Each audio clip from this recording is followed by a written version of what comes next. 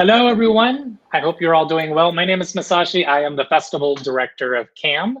I work at the Center for Asian American Media. I am so happy to be with you today. You just watched My Prince Edward. We just played this film at the drive-in experience at Fort Mason. First off, I want to thank Fort Mason Center for being such a great partner of CAAM and our festival. I hope you enjoyed the evening. As we were putting together our festival, it was really important for us to find opportunities that could bring our communities together in person safely. So, again, we couldn't have done this without Fort Mason. I hope you all had a great time. I am so excited to have the filmmaker of My Prince Edward here. Before I do, I wanted to mention that this film is eligible for the Audience Award. So if you think this film should win, after the screening, you will get an email from us. And in that email, you'll get the opportunity to vote. After the festival, we'll be announcing all of our festival award winners. So I am excited to have with us today the filmmaker behind My Prince Edward, Norris Wong. Hi. Hello, hi. Hi. Thank you so much for being part of this screening and our festival. I only am sad that you couldn't be here in person, but hopefully with your next film, we will bring you to the Bay Area. I also want to welcome Felix Sang here, who is part of Golden Sea, who is the international sales agent for My Prince Edward. And I should mention, I've worked with Felix for many years now, and thanks to Golden Sea and Felix, we brought some really great films from Hong Kong to the Bay Area. I appreciate him so much. And tonight, he is our translator for this program. So to start off, I want to congratulate you. Before we jumped on this call, I was talking to Norris about how powerful this film is. And this is a film that we programmed for our May festival when there was a May in-person festival. So I've been thinking about this film for a while. And the fact that we can play it on the big screen outdoors is really special to me. You have played many festivals at this point. You have won many awards. You won the NetPAC Award at the Golden Horse Film Festival. At the Hong Kong Film Awards, you won Best New Director. That's exciting. Congratulations. How do you feel about the reaction you have received so far with this film? I will be answering in Cantonese because I can present it better in my mother tongue. And then Felix will help with the translation. 我覺得其實得到好多 award 啦，我自己其實就有啲驚喜嘅，即係有啲 surprise 嘅，因為呢個係我自己第一套戲啦。咁嗰個一開始自己係寫劇本比較多嘅，咁所以第一次拍嘅時候都唔敢即係做一啲好大 budget 嘅戲啦。咁所以我哋呢個戲嘅budget 都係325萬港幣，咁其實全部都係嚟自香港電影發展基金裏邊嘅一個 program， 就係叫做首部劇情電影計劃。咁呢個計劃咧就係 for 一啲拍 first feature 嘅一啲導演嘅，咁所以今次即係用一個好細嘅 budget 可以講到一啲好 personal 嘅故仔，我自己都覺得好開心啦，而且都得到好多認同咁。So she was quite surprised that she got such recognition and a lot of awards throughout the run of this film. And as everyone knows, this is her first feature film. She started off as a writer, but and so with her first feature film, she didn't want to work. She didn't want to risk with a huge budget film. So then she worked with a budget that was very modest, which was 3.25 million Hong Kong dollars, which is I think around like 400,000 US dollars, something like that. And this film was actually part of the first feature film initiative that is part of the Film Development Fund of Hong Kong, which is a government-owned, government-ran program. And so it's a competition that sort of allows first-time filmmakers, then provides them with the funding to make their first film. And so she's very happy that she was able to write her own story in a small scale and with a very limited budget, but then she was very happy with how it turned out. Great.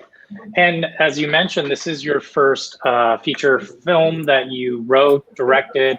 Can you talk about why this story was the story that you decided to tell as your first big feature film? 因為我自己由細到大都住喺太子區啦，咁所以我就好想寫套關於Prince Edward 嘅故仔咁樣。咁我亦都係住喺個 Golden Plaza 金都商場對面啊。咁呢個商場，我覺得係好有趣嘅，因為我自己寫呢個劇本嘅時候，我都啱啱去到轉30歲啦。咁30歲嘅時候，我自己面對最大一個問題都係身邊嘅朋友好多都結咗婚，咁自己係咪都要進入婚姻呢一個階段咧？咁於是我就將呢兩樣嘢就 combine 埋，就係用呢個金都商場一個我熟悉嘅社區去講一個我 miss 咗你最尾嗰句，最尾嗰個講咩啊？用金都商場嚟做一個故仔，咩故仔？我 sorry， 講結婚嘅故仔。OK.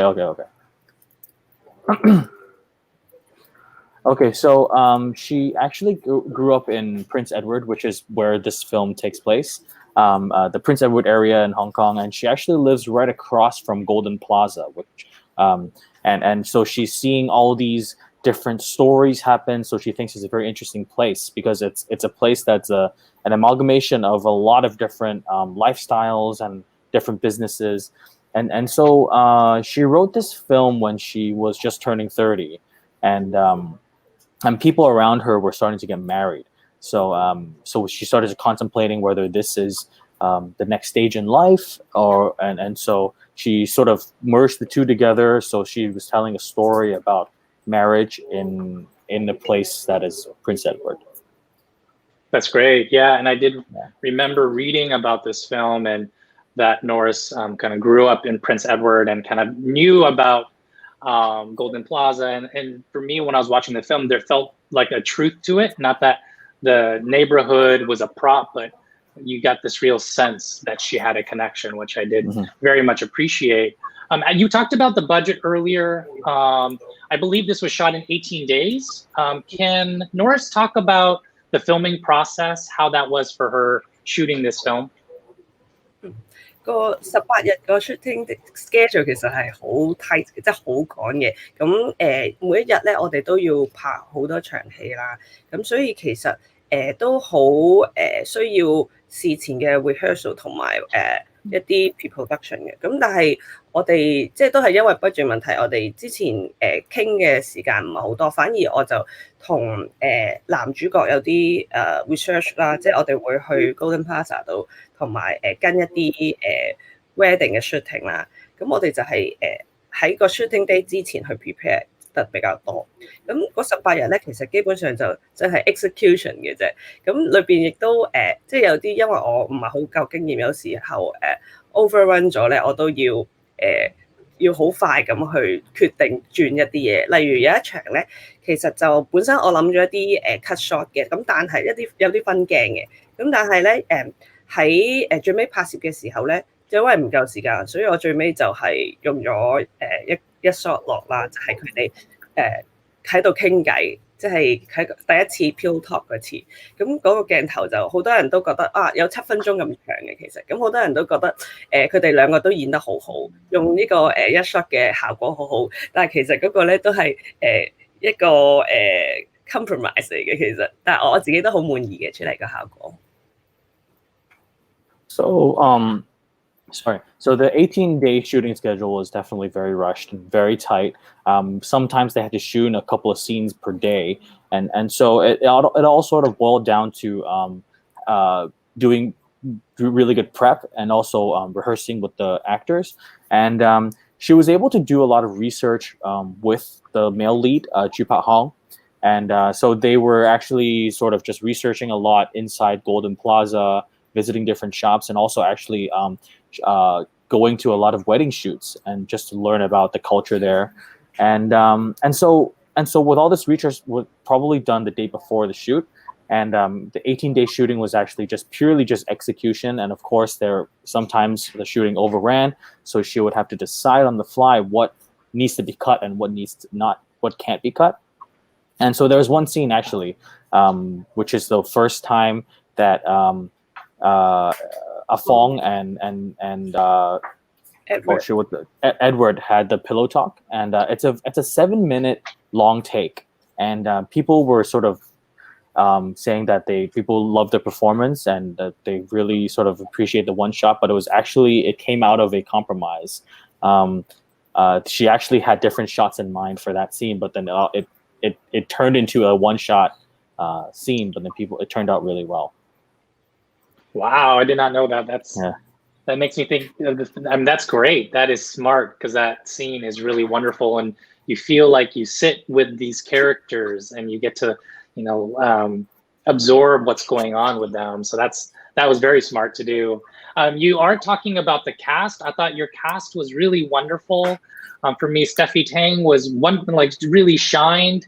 Can you talk about working with your cast? You talked about, this kind of quick production schedule, but talk about working with the cast on this film. Stephy 就係佢係一個好 experience 嘅愛情片演員啦。咁我今次其實第一次同佢合作嘅，咁佢就好中意個劇本。咁喺個過程裏邊咧，我哋喺現場嘅溝通比較多嘅。咁通常同佢傾嘅嘢咧，就係一啲 emotional 嘅調整，即係因為我今次個戲嘅 style 咧，想係生活化啲啦，平淡啲啦，咁所以其實我好多個位我都係叫佢將個 emotion 再撳低少少嘅。咁但係因為我同佢本身嗰個成長個年代好似啦，然後大家嘅對於愛情或者婚姻嘅睇法都好似，咁所以其實我哋嗰個溝通係好好嘅。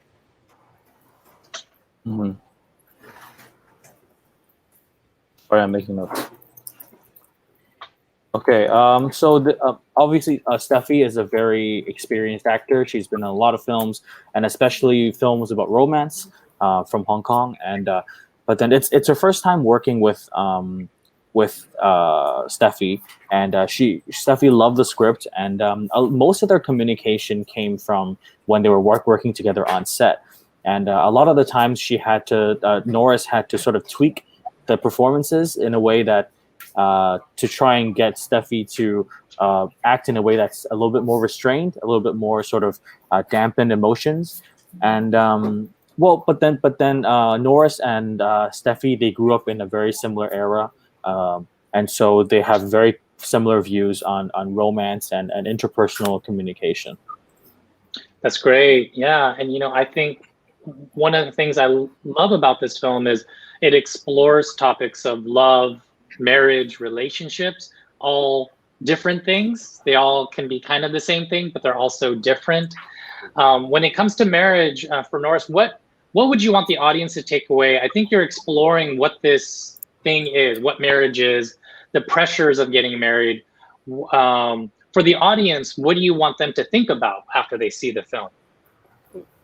因為即係雖然好似好多人覺得香港係一個比較先進嘅地方啦，即係可能覺得女性嘅地位都比較高啦。咁但係其實我覺得generally 其實好多人都比較保守嘅喺女性個角色嘅定位上面，即係好多人覺得女仔係要結婚生仔。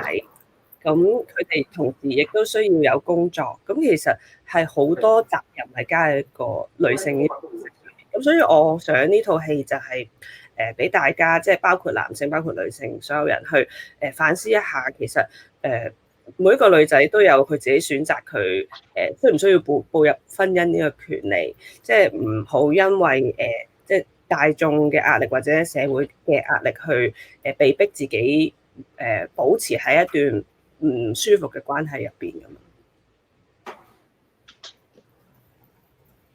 樣。Hold on. Thank you. Okay. Sorry. Okay. So, so a lot of people might actually think that Hong Kong is, well, compared to some other places, women in Hong Kong are quite empowered. There's a lot of women in leadership and women in business and all of that. But actually, there's the culture is still very conservative, where people will think that women need to have kids, but at the same time they need to have a job. So that's a lot of pressure on women. And so in this film, Norris wants to sort of just invite men and women to reflect on the notion of being in a relationship, of getting married, and also that women do have a choice whether to get married or whether they have to stay in a relationship that they're uncomfortable with. Yeah, and I read somewhere, and I do apologize if this is too personal, but I did read during the production that Norris's father was struggling with cancer during the production, and that she witnessed your mother really taking care of him during these hard times. And I think I read somewhere that it did change your opinion on marriage and love, and maybe different from when you started making this film about love and marriage. Can you talk about how your opinion may have changed? 因為其實由細到大，我爸爸媽媽都唔係一啲好表達自己感情嘅人，所以我冇睇過佢哋拖手啊、kiss 啊，或者係冇覺得佢哋之間有愛情。咁我問佢哋相識嘅 love story，佢哋都淨係講話係朋友介紹嘅。咁所以我就覺得佢哋呢個婚姻係冇愛情嘅。咁但係到最尾即係佢哋如果佢哋有病或者係我爸爸最尾有病嘅時候咧，我都睇到其實原來愛情唔係或者我自己 define 嗰種淨係passion 咯，即係唔係淨係 kiss 啊，淨係拖手。原來互相照顧或者係互相體諒、互相去了解同埋分享生活嘅 moment， 無論係開心嘅 moment 或者唔開心嘅 moment， 其實嗰啲都係另一個模式嘅 love 咯。所以我會覺得我喺呢觀察完之後，我對於婚姻嗰個感覺係由負面，即係開頭嘅覺得佢哋為咗責任而結婚，對到而家係比較正面啲。我覺得其實能夠揾到，即係好似 Edward 最尾一段咁講，如果能夠揾到一個從大家一齊做結婚呢個咁蠢嘅行為，其實都係